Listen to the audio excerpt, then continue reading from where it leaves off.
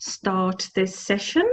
Good afternoon and welcome to our live Q&A with Pippa Hankinson and Ian Michler. My name is Louise de Waal. I'm the campaign manager for Blood Lions. Just a few house rules to start with. Any questions you have for Pippa and or Ian, please pop them into the Q&A box. We will try to get to all of them. However, if we do run out of time, don't worry, because we will answer all the questions by email as well. For those of you who have been on our webinars before, we always send out the full Q&A list to everybody subsequently to the webinar. Now, most of you may have just watched the Bloodlines film, or maybe you have actually seen it some time ago. I will actually stop sharing my screen because we have a little poll that I would like everybody to answer while I'm starting to tell you a little bit more about the film. Just very shortly to summarize the film, Blood Lions film, it actually follows Ian Michler and an American hunter, Rick Swansea, on their journey to uncover the realities of the multi-million-dollar predator breeding and canned lion hunting industry in South Africa. Ian has been following the captive predator breeding industry since the late 1990s, and the film shows him going onto these breeding farms to witness the impact that decades of intensive breeding is having on captive lions and other predators. Over the last 10 years, on average, South Africa has legally exported about 190 live lions, 885 hunting trophies, mostly from captive lions, and 665 skeletons. So that's on average what we actually export from South Africa legally. And the Blood Lions film blows the lid off claims made by the captive or canned hunting operators in an attempt to justify what they do. So we have with us this afternoon Pippa Hankinson. Pippa, good afternoon. Pippa is the producer of the film, and Ian Michler, who is the lead consultant. Thank you both so much for being here with us. And let me very quickly introduce both Pippa and Ian. Pippa has been involved in the ecotourism industry for a long time and has always had a keen interest in working with smaller and privately owned game lodges and hotels. You also served on several boards of trustees, and I'm just getting a message through that you can't see the videos for Pippa and Ian. Okay, let me end the polling and we come back to that. I hope that has actually changed. Yeah, you have been supporting many environmental initiatives that were close to your heart, but it wasn't until you visited a captive breeding farm, I think in 2011, that unleashed this passion that led to the production of the Blood Lions documentary. And Ian, you're a safari operator, specialist wilderness guide, consultant and environmental photojournalist, and you've lived and worked across Africa for probably 30 years. I shouldn't say that because I'm now giving away your age, sorry Ian. And as I said earlier, you've been involved in this sinister industry for a very long time, pretty much since the start in the late 1990s. So let me kickstart this live Q&A off with a question for you, Pippa. How did the making of the Blood Lions film come about, and how did you make this leap from running a tourism business and sitting on boards of trustees to filming, making, and even producing this documentary? And how long did that take?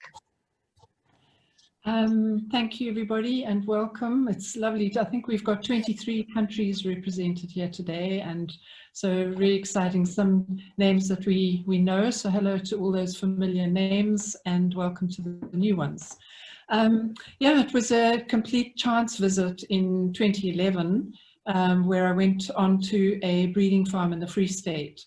And yeah, I had known about the industry, but really just didn't know the extent of it or the cruelty involved. And that particular meeting that day it was just such a big shock to me. And I came back home afterwards and just carried on researching. And the more I researched just on the internet, the more horrified I became that this industry was as big as it is. And I also spoke to a number of people, and a lot of South Africans didn't even know that it was, a lot of them actually thought that it was illegal. So I did about 18 months of the research, and towards the end of 2012, I decided to make the film, but I knew, because I'm not a filmmaker by profession, I knew that I needed a very special team to help me do it. And one of the people that I was looking for was Ian, because I had met Ian a long time previously in Botswana and had followed his work through the years through Africa Geographic, and he was actually the first person to make the link between the breeding farms and the canned hunting. So he was the obvious person. And then through our cameraman, who was the first person that I kind of recruited to make the film, Nick Chevalier. And Nick knew Ian because they'd done Tracks of Giants together. So maybe Ian, you can take it from there. Thanks, Pippa, and thanks, Louise. And yes, hi to everyone who's joined us here this afternoon. So as Louise said, I was living in the Okavango in the 1990s, and had started my journalism career. And one of the first things I was looking at was the sustainability, or the apparent sustainability, of trophy hunting for wild lions. And after a few months of researching, the hunting industry, and particularly with pertains to wild lions, I ended up in the Free State because a particular chartered pilot operating up there at the time said to me, you should go and have a look in the Free State, because he knows that sometimes clients that come to shoot wild lions, if they don't get what they're looking for, they end up in the Free State, because he's flown some of them down there.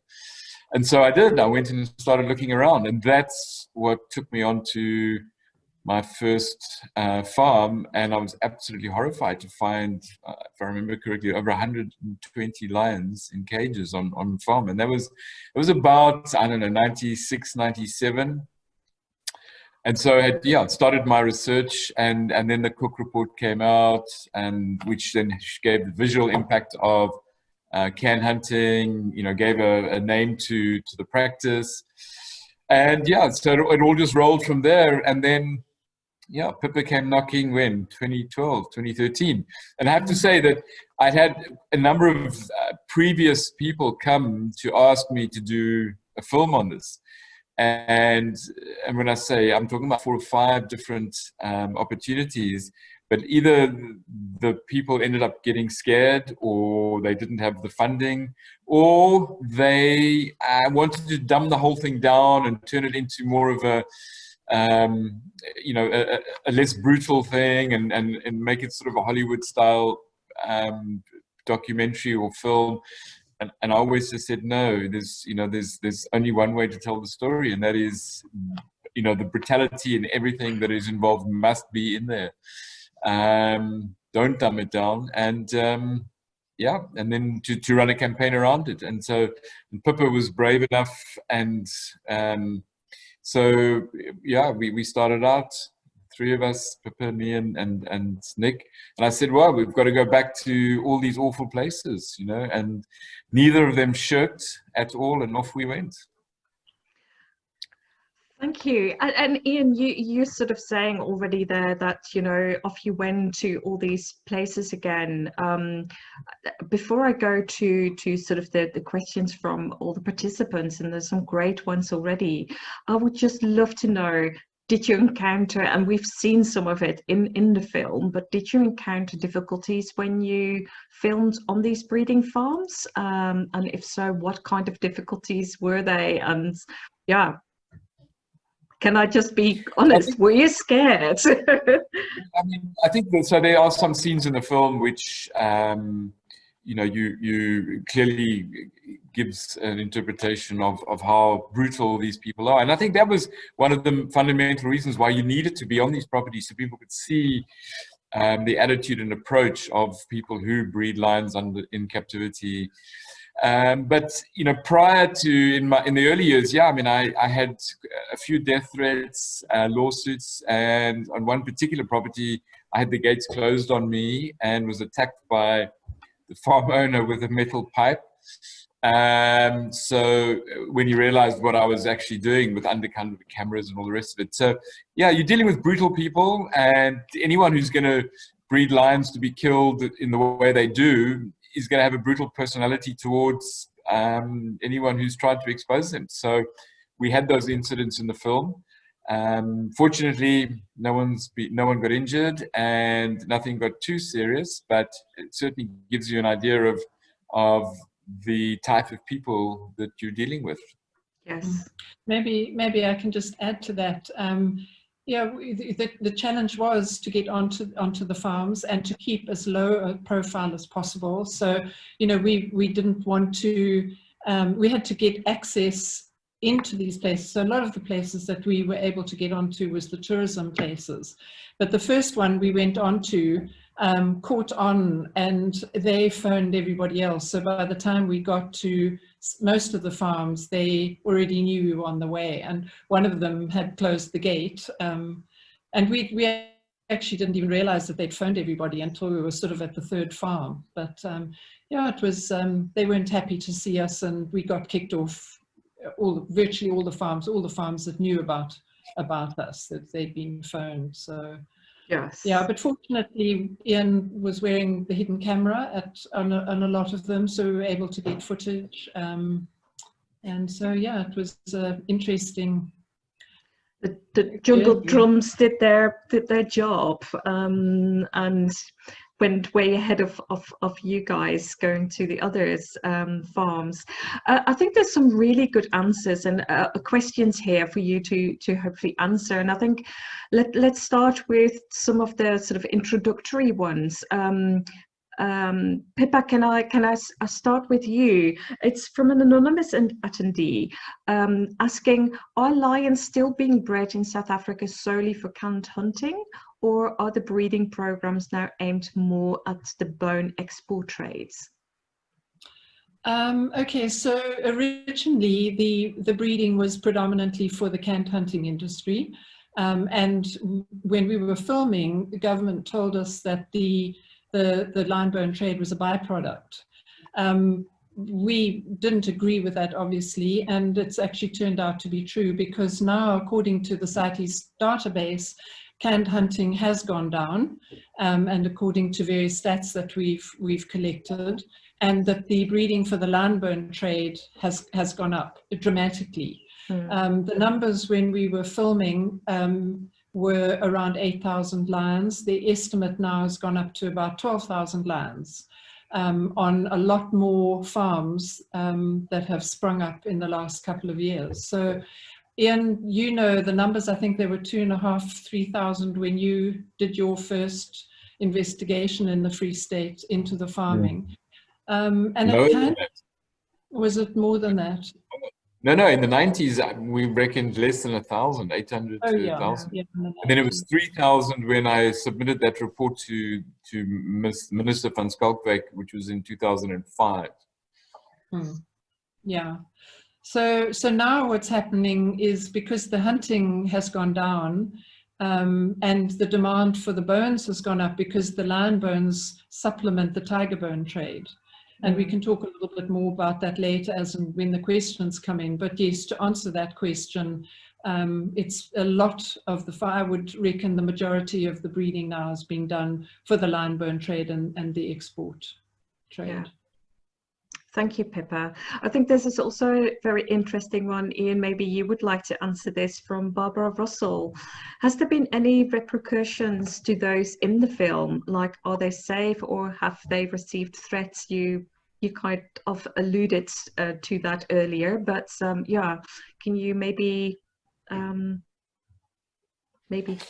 so answer I mean, you're talking about in terms of to us or to the actual people that we interviewed? And I think to the people in the film, but also I think as the campaign that is now running, so as a campaign afterwards as well, have there been any repercussions to the making of the film? To the leading spokespeople that we interviewed and used in the film, no. I mean, it's the normal interaction between the pro sides, in other words, the hunting side and the breeding side, who, through public pressure or whatever, might be critical of the work we've done. The physical stuff was what you saw in the film. There's been nothing subsequent to that. But there's been a lot of legal activity around the film. So the production company, Pippa and me have, we've been targeted in a number of lawsuits. So there's been that pressure or that threat, but no, nothing physical. And, no one's been targeted in a way which has damaged their reputations or anything other than those, I guess, who are on the wrong side of the film. What is interesting, I mean, there's two members who played quite big roles in the film are no longer alive today. So, but that's completely unrelated to the film or any consequences from that. Is there anything you would like to add, Pippa, or? No, I think that the legal cases are kind of bullying tactics, quite honestly. And it's just, we knew that we would be the target of some legal cases. So we're just dealing with them, as and when they come up, and mostly around defamation. Yes, I would have thought that is a big thing, isn't it? That they will try the defamation charge route. Very interesting question. Hi, Edith. I know you're from joining us from Uganda. Edith is asking, in the film, everyone who's not a hunter or a breeder seems to agree it's a horrible industry. Why has the South African government not taken action to stop this?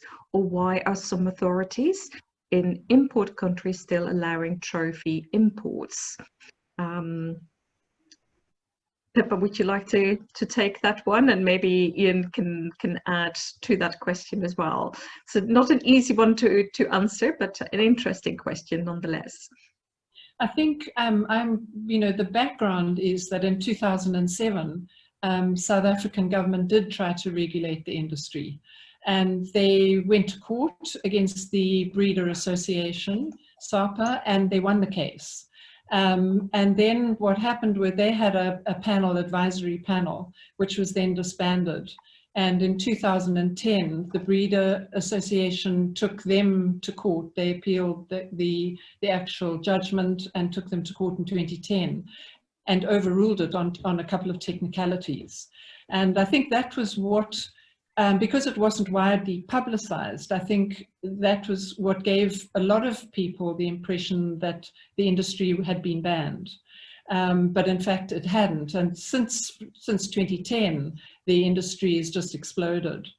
And where we're sitting now is that we, in 2016, at the CITES meeting, which was in South Africa that year, 9 proponent states tried to to upgrade lions to Appendix 1. And there was a lot of discussion around that, and eventually a committee was formed, and the decision was taken that an annotation, or the annotation that was put forward, was adopted. And basically what it said was that the body parts of wild lions wouldn't be allowed, but that it would be permitted, subject to South Africa setting a quota, would be allowed on a domestically bred lions and their body parts and derivatives.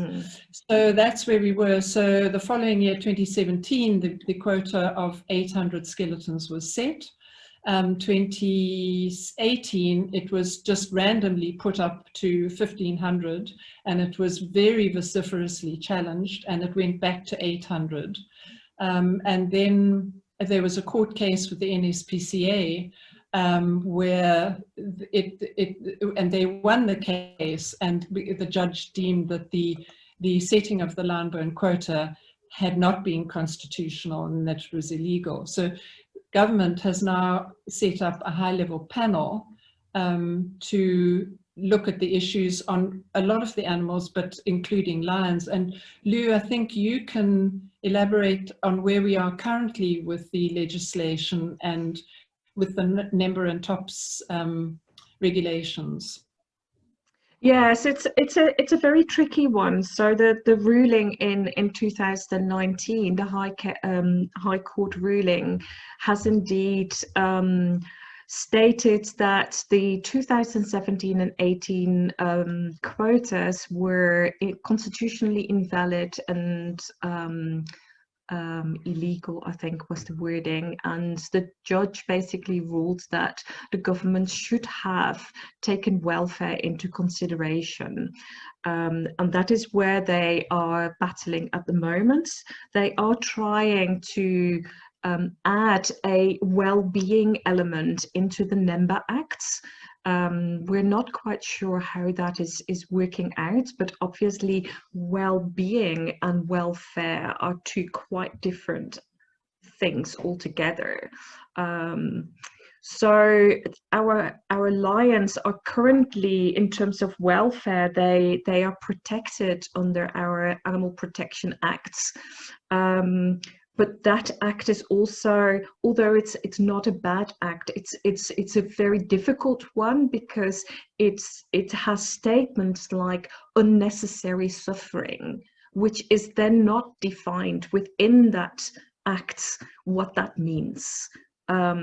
So yeah, we are really struggling from that point of view in terms of the welfare element, and because of the ruling, there hasn't been a quota set for 2019, and so far not one in 2020 either. So we haven't really had a legal export quota at all for the last couple of years, and that is where we are in terms of the Bloodlines campaign. We're really pushing to keep that zero lion bone quota as a permanent feature, and I think this is I see just to elaborate quickly on that, is what is so puzzling to everybody is that in 2018 there was a parliamentary colloquium, which was the Parliamentary Portfolio Committee for the Environment.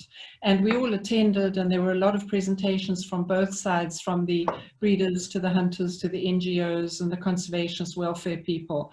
And the report that came out of that towards the end of 2018 was a very strong recommendation that the industry be closed down.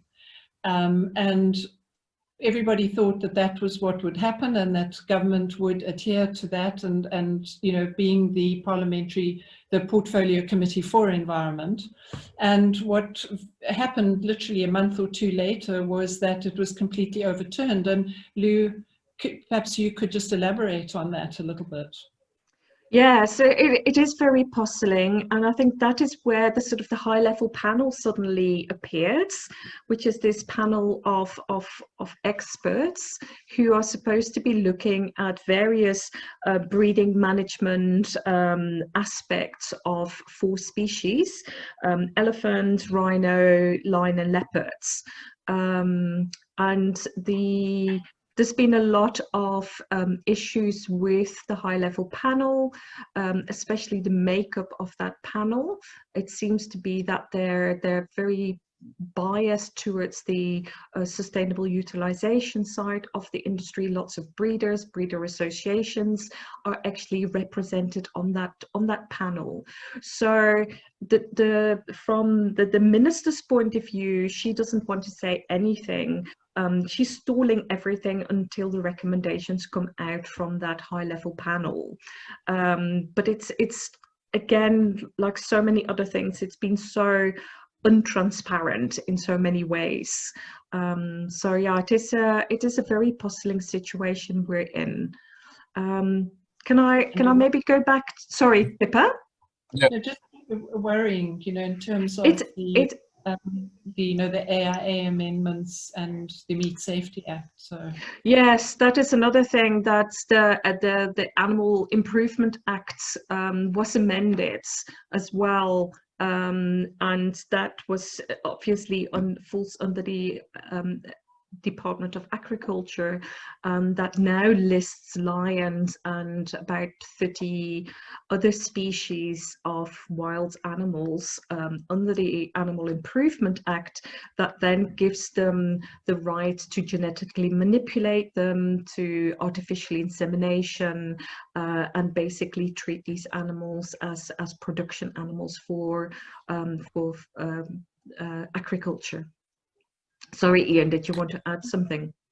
Yeah, I think let's loop it back to what the question was: why have we had no change, if I remember correctly? And I think one of the things that we need to point out here is that we have an institutionalized situation where sustainable use is a doctrine that actually legitimizes everything that goes on within these industries in South Africa. So I think our listeners need to understand that the South African government follows a very hardcore, very narrow, and a very brutal interpretation of sustainable use. So it's all legitimized through the IUCN, through global conservation agencies, but the South African government has this very hardcore, brutal interpretation. So we're dealing here with an institutional block. So those of us who interpret sustainable use in a more caring way, to embrace the best principles of conservation and wildlife management, are losing out because of that hardcore interpretation. And so the vested interests, which are the breeders, the hunters, the lion bone traders, everyone involved, I think have captured the department. And so that's what we're battling. So all this muddling around, this meandering around legislation, it's all a way to maybe block, lengthen the whole process, and to keep the vested interests in place. And of course, ultimately, I think, yeah, we have to ask the questions whether there's graft, corruption involved or not. We don't know. There's no proof of that as yet, but I think it's got to be investigated going forward, because there's such global and opposition to all these practices, yet we've received absolutely no success with regards to legislative changes. Yes, and I think that's an interesting one, Ian. You're saying there's so much opposition from overseas, from international sites to this industry. There's here from Jordan Wallace a question, I think that leads into that very nicely. How has the government been engaged on the issue of lion breeding and its effects on brand SA? And maybe Pippa, you can answer that from also with your tourism background, because I think it's a really interesting one with the international pressure and the dislike of this industry. How does that affect our tourism sector?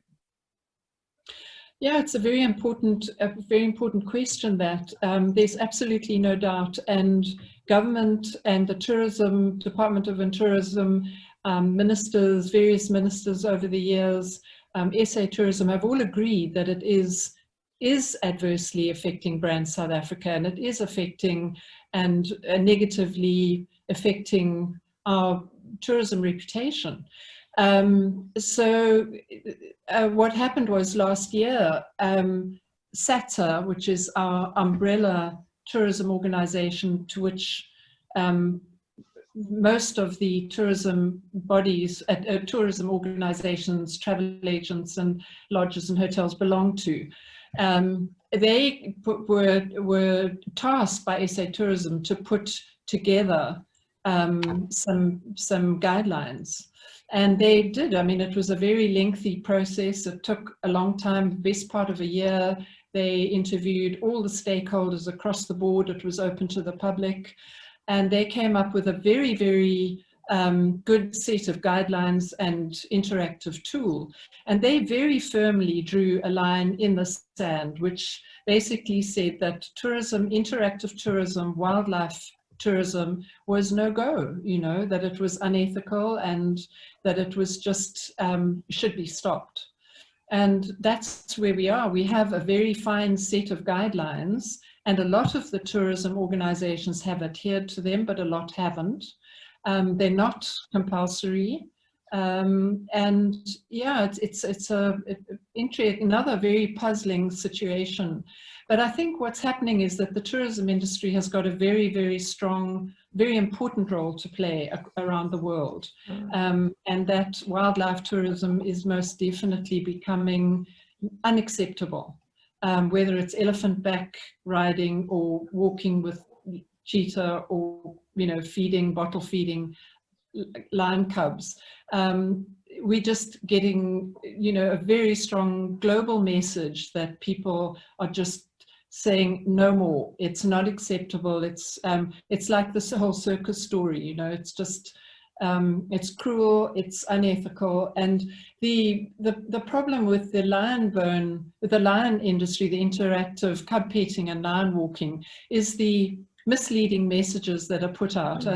And you know, these young volunteers come from all over the world. They pay a huge amount of money to actually work on these facilities, and they're told that the cubs are orphaned and that the lions are going to be rewilded, and both of those are absolutely untrue.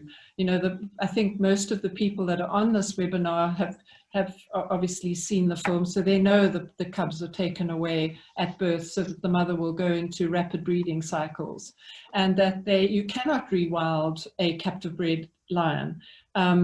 Lion ecologists have told us that not one lion has been successfully rewilded into a completely natural habitat where there are other big mammals like buffalo around and where there are other lion prides roaming free. It's just hasn't happened. So, you know, you can't rewild, and also human habituated animals are a huge danger to people living nearby. They also wouldn't know how to defend themselves because they haven't learned that from their mothers in the wild. And quite apart from that, the genetics are severely compromised because there are no proper record books or stud books that are kept on these breeding facilities. So the inbreeding is rife. Yeah. So to get back to the tourism question, it's a very important part of this industry is the tourism industry, and the international tourism operators definitely have a very important role to play. And we've seen the results on our Born to Live Wild platform, which has been signed by, I think it's 300 operators representing, or 200 operators representing about 3,000 members worldwide. And they've all signed our petition, you know, against wildlife interactive tourism, and to rather support bona fide conservation projects and to visit lions in the wild. I mean, we've got amazing parks in this country. You don't need to visit lions in captivity. Absolutely. Thank you. I think that actually answered a few other questions in here as well. So I hope people see that Pippa's covered quite a lot of ground there. Very interesting question here for you, Ian. And unfortunately, quite a few anonymous attendees, so I don't know who this came from, but asking, what does the research suggest in relation to the idea that canned hunting takes pressure off wild animals and that commercially bred animals protect wild animal population? Is that fact or fiction? So, no, I believe it to be mostly fiction, and I think if we stick to lions, if you look at the graphs of lions and you plot population demand for wildlife hunting permits, demand for canned line hunting permits, let's say go back over the last 20, 30 years. And you will see the graph for wildlife hunting permits has continued to go up.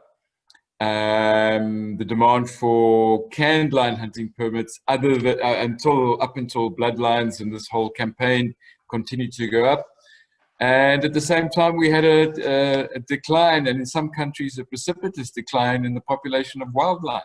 So this notion that can hunting, or even any form of hunting, but we have specifically can hunting, is going to protect wildlife, it doesn't hold. And I think that one of the most important things to remember is that the can hunting market is actually a different market to the wild line market. If you wanted to hunt a wild line in Tanzania, it's going to take you 2 weeks at least. It's going to cost you $100,000.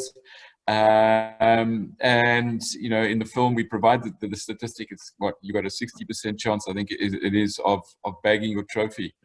So you may have to come back and do it a second time.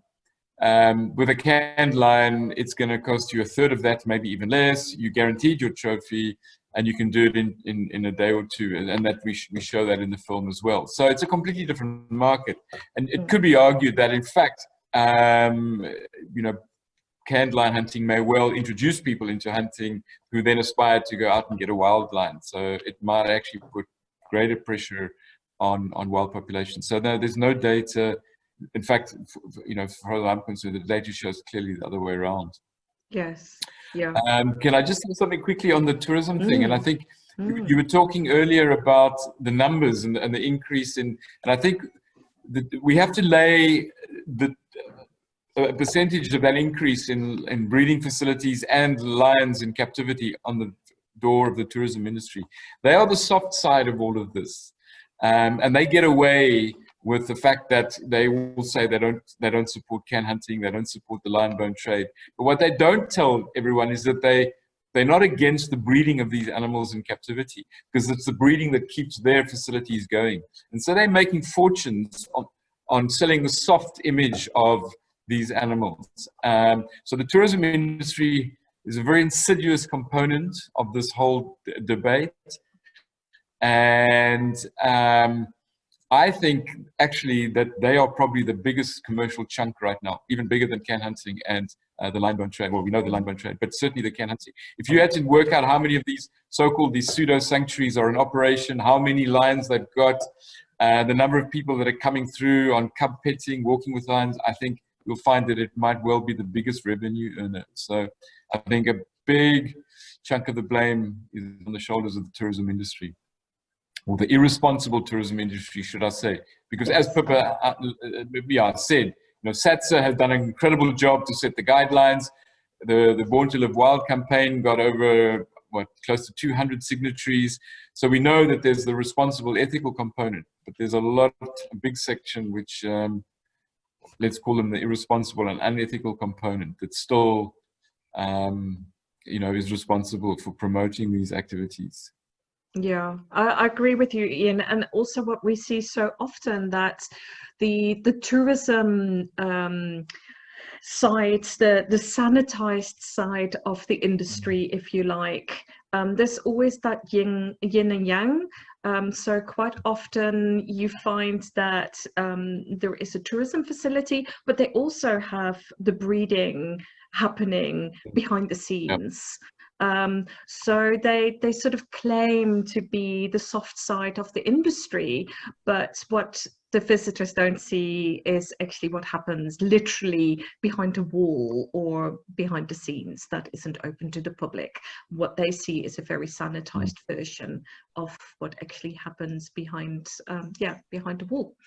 But if you look at the numbers, I mean, this country has 2,800 wild lions.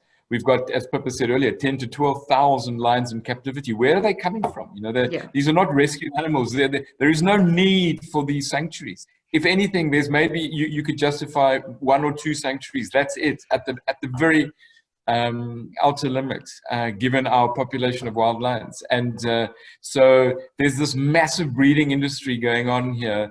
And a lot of these soft sanctuaries, or the soft side of this industry, are these sanctuaries. And it's misinformation, it's lying, but they're making fortunes out of the commercial exploitation of these animals. This is maybe sort of goes a little bit further on this discussion. It's a question from Lisa Goldsmith. Hi, Lisa, from LA. Thank you for joining us.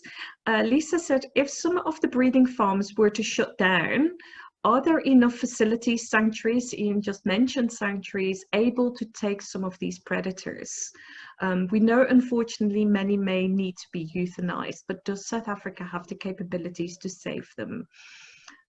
Pippa, maybe you want to start this off, and maybe, or Ian, I don't mind either of you if you want to take this question. Okay, so I'll just run with this quickly to start with, and Pippa can come in. So I think the issue here is, if we don't do something now, then the numbers will be even bigger in 20 years from now. So Pippa again has alluded to this. When I started in the 90s, 800 to 1,000, mid 2005 period, 3,000 to 3,500. When we did bloodlines, what did we say? 6,000 to 7,000. Now over 10,000 to 12,000. So point number one is stop the breeding. Stop the commercial exploitative breeding of these animals. Then we can decide what to do with them. But that most important point is we must stop the breeding. And that's the primary aim of the Bloodlines campaign, and should always be our number one focus. Once you've stopped the breeding, then you say, right, we've got X number of animals, and then you can just do literally an audit to say, genetically, whatever percentage that are damaged or in terrible situation, I mean, put a committee of welfare experts, of animal rights experts, veterinarians together, and make a sensible decision. I think the bottom line is, yes, it's true. We probably don't have enough space in these sanctuaries to house 12,000 of these lions under proper sanctuary conditions, because most of them are being kept in cages in horrible, small, confined spaces. So a proper sanctuary needs space, and no, we've probably got literally 2 or 3 proper sanctuaries who can look after them properly. So it's going to be a combination of euthanasia and then seeing out the lives for those that can find space. But if we stop the breeding, we know the average lifespan, 13, 14 years of a lion, maybe 15 in captivity. So we've got a problem for 15 years, and then it's over. But the important point is stop the breeding. Yeah, I absolutely agree. And I mean, Ian's right, there are literally just a handful of true sanctuaries. And what comes up regularly is what actually is a true sanctuary. And where do, how do people know? I mean, you can ask the questions yourself. The 3 questions for a true sanctuary that are generally accepted internationally is that no sanctuary breeds their animals, no sanctuary trades them, and no sanctuary allows any type of human interaction. So it's very easy to ask the right questions around the sanctuaries. And, as Ian says, they're just a handful. You can count them on one hand, So that's really what we do. We absolutely have to stop the breeding, for anything as a first step. Yes. Yeah, totally. I've got a really interesting question here, because this is one of the things that is so often used as an excuse, especially from governmental level. Again, sorry, it's from an anonymous person. Does the captive lion breeding industry create jobs for the communities where they are situated? And what does the industry contribute in terms of South Africa's GDP? It's a very interesting question, because obviously the economics of this industry is so often used, even by our Minister of Environment, as a justification to continue the industry. So yeah, Pippa, Ian, I don't mind who two of you prefer to answer that one. Pippa, you run with it, because I think you did the latest stats on the GDP, hey? Ian, I just have to find them. I wrote them down somewhere. I'm just trying to see. They basically, as far as I can remember, the tourism industry, when we were were filming was worth around 94 billion rand. The captive lion breeding industry was worth 122 million. So it was 0.01% of the tourism industry.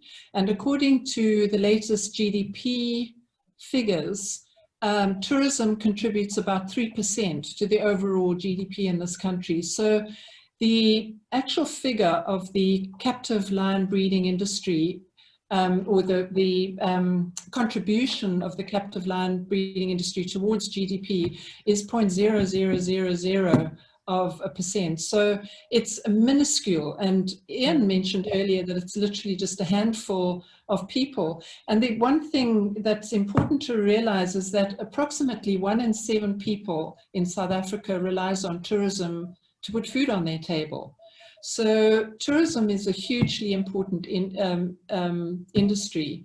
There was, I've just lost my train of thought around what goes into the communities. A report was done by Economists at Large some years ago where they said that 3% of the overall hunting figure goes into the communities. But a lot of these jobs are taken by volunteers. So on the tourism facilities, these young volunteers come in and they pay to look after these cubs. So, and they clean out the enclosures, they build the fences, they feed the cubs throughout the night. They take care of a lot of the work that would have been or could have been done by community members. So there isn't, and I don't have the figures, the employment figures, but it's a fraction. Ross Harvey put together, when he was still with the SA Institute for International Affairs, he put together a report, and I think it was called the Economics of the Captive Lion Breeding Industry. And he gave all the stats and the figures and the actual numbers of people employed in the industry. I don't know if you've got those figures, Lou. If I remember correctly, Pippa, I think within the, and this then is the tourism side of the industry, I think that he suggested that there were just over 600 people employed in that part of the industry, which is kind of very small. Oh yeah. And the other thing to remember is we've got up to like 35 volunteers at any one facility, and they're all paying, you know, huge amounts of money, to up to 50,000 rand a month to volunteer there per volunteer. So yeah, there's big money in that industry, but not a lot goes into the community. Sorry, I think also, Pippa, I mean, in some ways there might even be a net job loss, because those volunteers, I mean, we've seen 15, 20 volunteers on a facility at a time, you know, so they're taking the work of South Africans. I think the other important point here is that on a lot of the breeding facilities and the farms, these were, I mean, remember, these are farms. This is part of agriculture. And so these were properties and businessmen who were running maize farms or sunflower farms or whatever, cattle farms. So their staff was employed in the first place. It's not like they've gone out and created a whole new form of employment. They've just transferred from being employees on a maize farm to employees on a lion farm. So yeah, I think the whole economic argument is hugely overstated. And then I think also we need to consider the fact that we're dealing here with you know, ethical issues as well. So are we saying that any form of employment or any form of economic activity is justified because it can provide some jobs? I mean, we can all think of a host of activities that we could justify that would employ a hell of a lot more people than the predator breeding and lion industry. So I think we also need to look at that side of it, the ethical side of it, and ask questions around, you know, what type of employment. If employment creation is what the government is aimed at, then they must start doing you know, proper job creation, sustainable around activities that involve breeding lions under these kinds of conditions. Yeah, and I think also, if I may add there, that when you look at the kind of jobs that are being created in this industry, they're very much unskilled jobs, very low pay, working long hours, often they're not even sure whether income tax and UIF are being paid. So it's also, yeah, it's very much a very low grade kind of employment it is creating. Very important point that. So yeah, and then I think we've been actually chatting for quite a while, so I think I'll take one more question and then we'll start rounding up. And don't worry if your question hasn't been answered. As I said, we will be taking all the questions and creating a big document with all the answers, and we will ask Pippa and Ian obviously for their input as well. There's a question here from Bim Wilkes. He's saying, and maybe Ian, you want to answer this one because I know you actually did an interview with Lord Ashcroft. He says, has the undercover investigation by Lord Ashcroft helped your cause? If yes, how? Well, I think, you know, every time we have another voice and a powerful voice that amplifies the issue on a global stage, it has to help the cause. So I would say absolutely it has. It's reinforced our arguments. And remember, we were reinforcing arguments that many others had been put out before Bloodlines. So it's really just building a really good, strong, solid body of work that brings in the conservation community, the scientific community, the tourism community, and now with someone like Lord Ashcroft's contribution, you know, he's bringing in the UK government, he's bringing in the political community in the UK, and so, you know, part of his whole expose and the book, you know, is this drive to have the UK ban the importation of trophies from can hunting. So, and that, I believe, is highly likely to happen. And if it does happen, yes, that will be a huge win. So there's nothing specifically right now that we can point to and say, yes, it's had a massive benefit, but I would say it's had an all-round benefit because it's just amplifying the issues that we brought up. And I think the viewers and listeners must know that there's another film coming, not in the too distant future, and there'll probably be a few books coming out as well on this. But when this next film comes out in 6 months or so, then it's going to build on Bloodlines again. So it's all about keeping the issues on the front burner. Absolutely. I think actually there's quite a few questions, and this was quite a short answer, so maybe we should take this as well because I think it's so current. There's quite a few questions here that are all asking about what the impact of the current COVID-19 pandemic is, and the inability of people to travel, that obviously a lot of these facilities are not getting the income from tourism that they would get. We also know, as we were saying earlier on, there is no lion-bone quota set. So quite a few people are asking what is the impact on the lions, what may be happening to these captive lions during the lockdown, during this situation we're in where we have no international tourists coming in, there's no trophy hunting going on, there's no lion-bone quota set. So Pippa, would you like to comment? You know, how's this affecting the industry, and more importantly, how's this affecting the lions in captivity? Yeah, so there are two kind of questions there. So, you know, are we looking at the links between COVID and lions? Was that part of the question? So maybe I can answer that first, and you probably would like to add to that. But at the moment, there are no links between COVID-19 and lions. But there's so many viruses, including COVID, that are linked to wild animals and wet markets and that sort of thing. And they've been, I mean, we know that these are zoonotic diseases that have been transmitted through wild animals. And these have included MERS and SARS and rabies and TB, AIDS, Ebola, etc., etc. So lions carry a range of pathogens. in the form of bacteria, viruses, parasites, and fungi. And we know that the COVID-19 originated in, well, it's strongly believed that COVID-19 originated in wet markets in China. And Lou, we both did, we interviewed Dr. Peter Caldwell recently, who is the specialist carnivore veterinarian.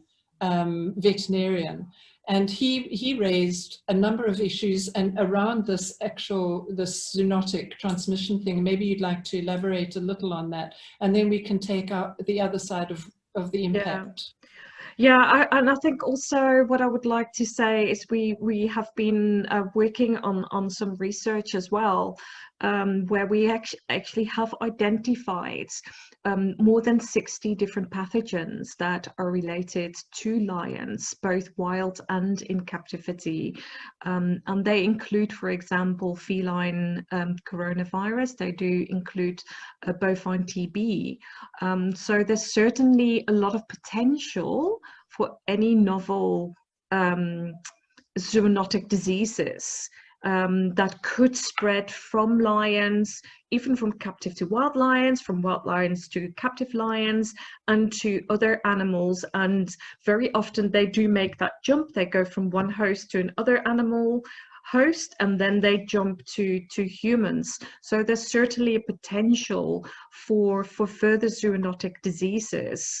And obviously these diseases are also a real concern from an animal welfare point of view, from an animal health point of view, because a lot of them are easily transmissible between these animals that are kept in such close proximity to each other, large numbers, all kept in quite small enclosures, the enclosures not being kept clean. So it's a breeding ground for parasites and bacteria that affect the lions, but can also ultimately affect people. And we know that this industry has a very close link between people and lions, both through tourism, but also the workers and those people who prepare the trophies, those people who slaughter and prepare the bones for exports.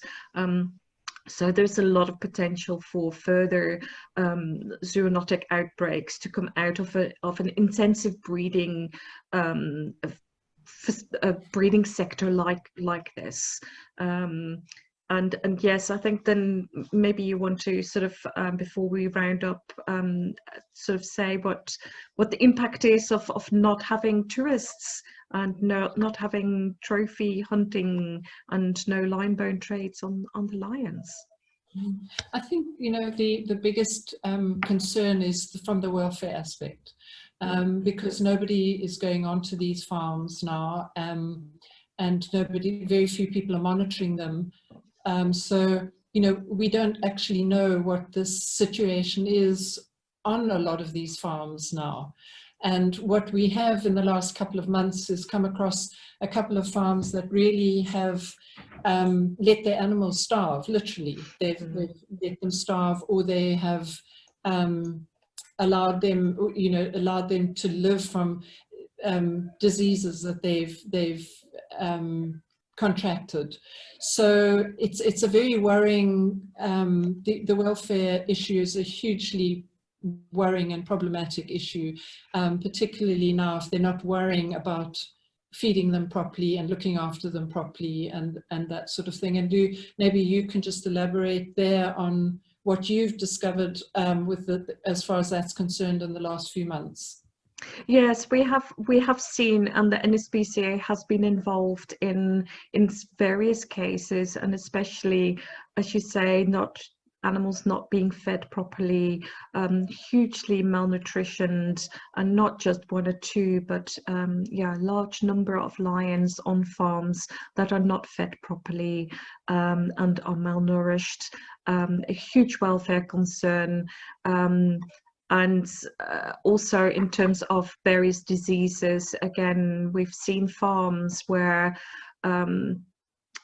many lions were living with untreated mange, so they had hardly any fur left, and it's highly contagious, so they give it to each other. They live in such close proximity, and the NSPCA, we know they're hugely under-resourced, so they're battling as well to keep on top of inspecting all these places, and nobody else is able to go onto these facilities. A lot of them have no access for anybody because they're private property.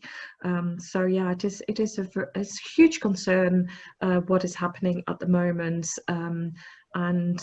yeah, we can only imagine, I think, to a very large extent what the welfare situation is on many of these farms, with the lack of income from all directions.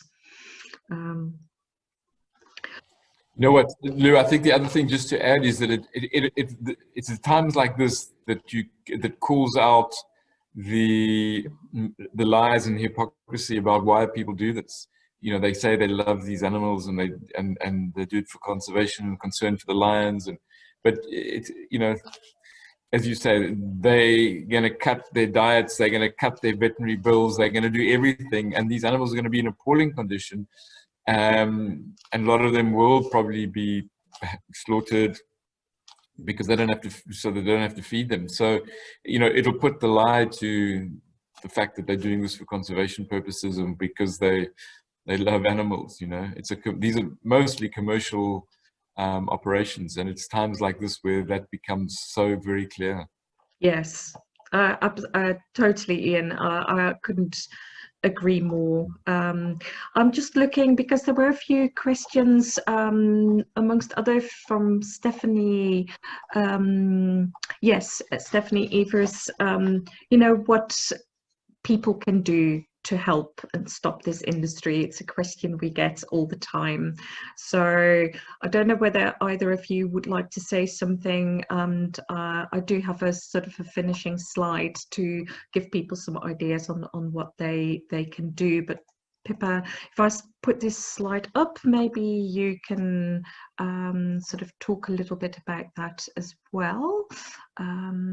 Sorry, I'm just battling here to share my screen. Yeah, it did bring a lot of the things in. I think, you know, we just really want everybody to raise their voices as loud as they can. You know, we've just got to create as much global awareness as we can. We've got a lot of information on our website. It's so easy to go online onto our website and really educate. I know a lot of you that are on today know a lot about this industry.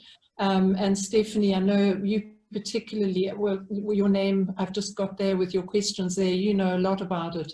But I think to try and encourage as many friends, family, colleagues, to educate themselves on our website. We've got all the information there. We've got frequently asked questions. We've got a full-on thing on each aspect of the industry.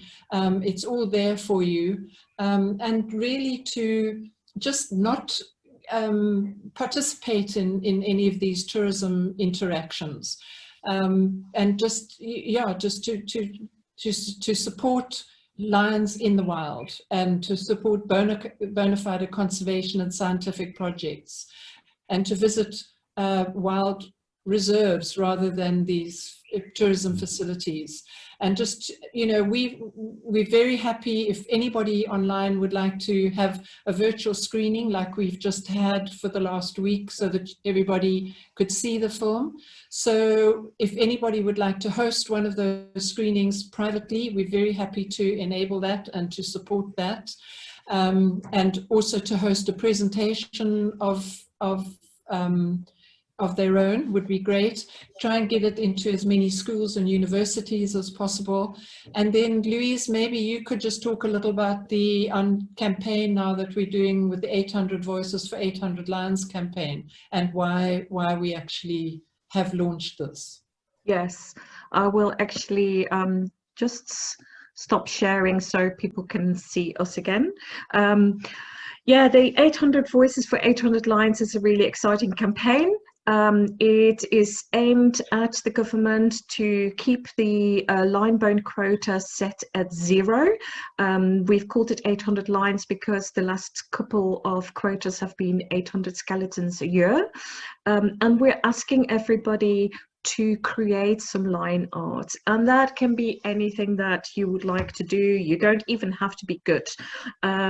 So whether it's drawing, coloring, painting, photography, whether it's dance, music, poetry, it really doesn't matter. Just express yourself. Obviously the lion has to feature because it's 800 voices for 800 lions. You can submit your art on our website. We have under Take Action, there is an 800 lions page. It's very simple, little submission form, and then we will upload the art on our website as well. We've got some wonderful children's art as well, so anybody with children, please encourage your kids as well to take part. It's a fantastic campaign, very different, and we're just trying to get people to raise their voice, but in a very creative way for our lions. And we will be presenting all those pieces of art. Probably will have to be done virtually, electronically. How that will take place, we're not quite sure yet under the current conditions, but we will be presenting all the art to our Minister of Environment with the call for a 0 lion bone quota to be made permanent. So yeah, please, that is such an amazing way to raise your voice for the lions and to help. Ian, is there anything that you would like to add? Lou, may I just quickly jump in first, because I've just linked to that. I've just seen Stephanie's question about, is Youth for Lions still concentrating on educating the youth? So Stephanie, yes, it is. It really is very involved, but the 800 Voices for 800 Lions is part of the Youth for Lions as well as, you know, it's a whole program. But I think, you know, it's just so important that our youth are, you know, educated and, you know, brought into all the campaigns and, you know, the situation. So, you know, as I've always said, the youth of today are our custodians of tomorrow. So vitally important. Fully agree, Pippa. Yeah. So, I mean, you know, just to add, I mean, as you say, everyone on this webinar, or most people on this webinar, at least have some understanding of what this is all about, and, you know, I've seen the film. But I think one of the best ways to help as well is to actually reinforce to your friends, to people who are traveling to South Africa, that there is no conservation value whatsoever to any of these facilities, any of these activities. So people must understand that you're not actually making a contribution in any way. All you're doing is perpetuating the cycle of brutality. So I think that's a very strong narrative to keep getting out to friends and family and so on. And then the other is that this has also got nothing to do with education. Actually, these facilities are only about entertainment. Okay, so this lie that where they're education facilities. You don't teach someone about the biology or the ecology of lions by showing them some forlorn-looking animals that are in confined areas, cages, you know, and are sort of 2 by 2. So it's a very poor. In fact, it's no way to be educating anyone about lions. So I think, you know, the listeners out there, if they can grasp those 2 elements as well, and just keep reinforcing that with friends and family, that no, this is not education, it's just about entertainment and commercial exploitation, and it's not about conservation, because the scientific and conservation community have been on our side from the word go and refuted that. None of these lions will be used for conservation. So yeah, just keep repeating that mantra, and you know, hopefully eventually it does sink in. Yeah, I agree, Ian, and I think it's so important to reinforce that. And you only have to go to these petting facilities and you look at people and they say, yeah, but we're educating people about the species. And yes, some of them might actually talk about the species a little bit, but you see the excitement in people's eye. Oh, I'm going to take a selfie. So even the small amount of information that may be transferred doesn't sink in. They're not listening. And it is all about entertainment. It's not about education, and it's self-gratification as well. We have to take a hard look at ourselves as human beings. Why do we want to do this? It's for self-gratification. Yeah, you're far better off showing your children a good BBC or National Geographic documentary online. It's far better off, you know, than taking them to encaged areas. Well, thank you so much, Ian. Thank you so much, Pippa. I think it was very interesting, to listen to you. I hope all our attendees, our participants have enjoyed it as much. We will be coming back to all the questions, so if your question has not been answered in the chat box or in the Q&A section, we will come back to that. We will answer all your questions. And just to let everybody know about our next webinar on the 24th of September. We're hoping to be talking to Ban Animal Trading and the EMS Foundation about their reports, the breaking points, which is actually all about the legal trade in live animals. This particular report was all the live animals that were traded between South Africa and China for research, breeding and zoological purposes. So save the dates. We will hope to see you then. We will obviously be letting you know about the webinar through our social media platforms. So keep an eye out for that. And yeah, thank you all very much for being here. Thank you, Ian, again. Thank you, Pippa. And see you all very soon at the next webinar. And enjoy your evenings. Bye-bye.